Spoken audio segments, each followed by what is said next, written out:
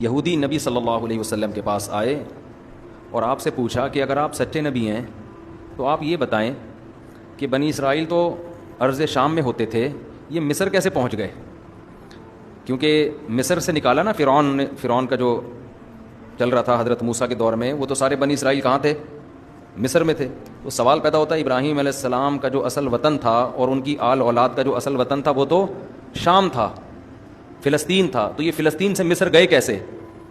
چونکہ یہود و نصارہ تو یہ واقعات جانتے تھے، تو انہوں نے امتحان لیا کہ اگر یہ اللہ کے سچے نبی ہیں تو آپ بتائیں۔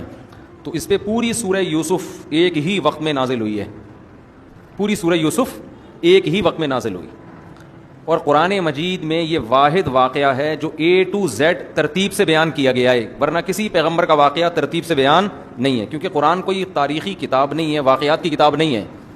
وہ تو جس واقعے کے جس پہلو میں جو سبق ملتا ہے اس کو اللہ نے نمایاں کر دیا۔ تو یہ پہلا ایک واقعہ ہے جس کو اللہ نے ترتیب سے بیان کیا۔ پھر قرآن میں ہر واقعہ کئی بار بیان ہوا ہے، یہ واحد واقعہ ہے جو ایک ہی دفعہ کمپلیٹ بیان ہوا، دوبارہ کہیں اس کا تذکرہ پورے قرآن میں نہیں ہے۔ تو بہت عبرت کے واقعات ہیں اس میں، بہت سے اسباق ہیں، وہ انشاءاللہ جلدی میں بیان کروں گا۔ بیان کی ابتدا اللہ نے کی تلک آیات الکتاب المبین، یہ واضح کتاب کی آیات ہیں۔ ہم آپ کو بہترین واقعہ بتائیں گے، وَإِن كُنْتَ مِن قَبْلِهِ لَمِنَ الْغَافِلِينَ، اس سے پہلے آپ کو اس کا علم نہیں تھا۔ اِذْ قَالَ يُوسُفُ لِأَبِيهِ، یعقوب علیہ السلام پوتے تھے ابراہیم علیہ السلام کے، یا ابراہیم علیہ السلام کا بھی انتقال ہو چکا تھا، حضرت یعقوب کے والد اسحاق علیہ السلام کا بھی انتقال ہو چکا تھا۔ اب یعقوب علیہ السلام تھے، ان کی دو زوجات تھیں، ایک بیوی سے دو بیٹے تھے، بنیامین اور یوسف، اور دوسری زوجہ سے 9 بیٹے تھے، سمجھتے ہیں؟ تو اب چونکہ ابراہیم علیہ السلام اللہ کے پیغمبر، آپ کی اولاد میں اللہ نے حسن، انبیاء تمام حسین ہوتے ہیں، ایک بات خوب سمجھ لیں، تمام پیغمبر آدم سے لے کے محمد صلی اللہ علیہ وسلم تک ہر لحاظ سے اللہ نے ان کو کامل بنایا ہے، تاکہ کوئی بھی ان پر کسی بھی طرح کا اعتراض نہ کر سکے۔ ان کی پرسنالٹی، ان کی خوبصورتی، ان کی جسم کی طاقت، ان کو بیماریاں بھی ایسی بیماریاں لاحق نہیں ہوتی جو عیب دار سمجھی جاتی ہیں، جو گھٹیا قسم کی سمجھی جاتی ہیں، ایسی بیماریوں سے بھی اللہ نے ان کو پاک رکھا ہے۔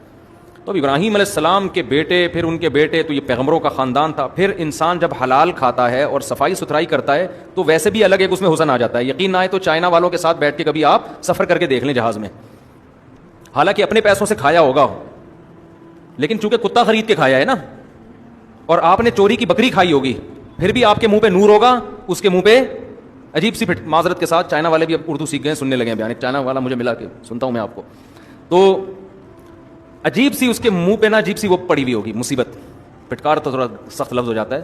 وجہ کیا ہے؟ کتے، بلی، چوہے، خنزیر، یہ چیزیں کھا کے نا بیڑا غرق کر لیا ہے۔ تو حلال چیزوں میں اللہ نے، آپ عرب دیکھو جا کے، عرب جو اوریجنل عرب ہیں ان کو دیکھ لو اور آپ کمپیئر کر لو یورپ کی اقوام سے، آپ کو زمین اور آسمان کا فرق نظر آئے گا ان۔ تو یہ دور کے ڈھول سہانے ہوتے ہیں جو دور دور سے میڈیا پہ دیکھ کے آپ کو اچھے لگ رہے ہوتے ہیں نا، حقیقت میں یہ کوئی اتنے اچھے ہوتے نہیں ہیں۔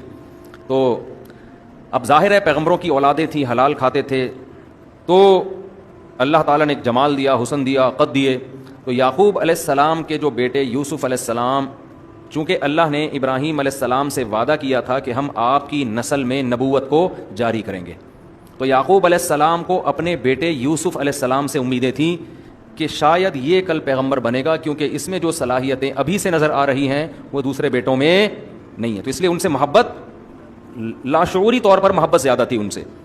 تو قرآن کہتا ہے اذ قال یوسف لابیہ، ایک دن یوسف علیہ السلام نے اپنے والد کو خواب سنایا کہ میں نے 11 ستارے اور سورج اور چاند دیکھے، رأیتہم لی ساجدین۔ 9 بیٹے تھے، 10 بیٹے تھے، مجھے ذہن سے نکل گیا، 9 بیٹے تھے نا، 11 بیٹے تھے میرا خیال، 11 بیٹے۔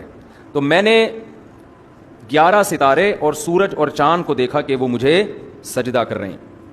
تو یعقوب علیہ السلام سمجھ گئے کہ یہ بیٹا میرا، اس کو اتنا خاندانی خواب آیا ہے، یقیناً اللہ کی طرف سے کوئی خوشخبری ہے۔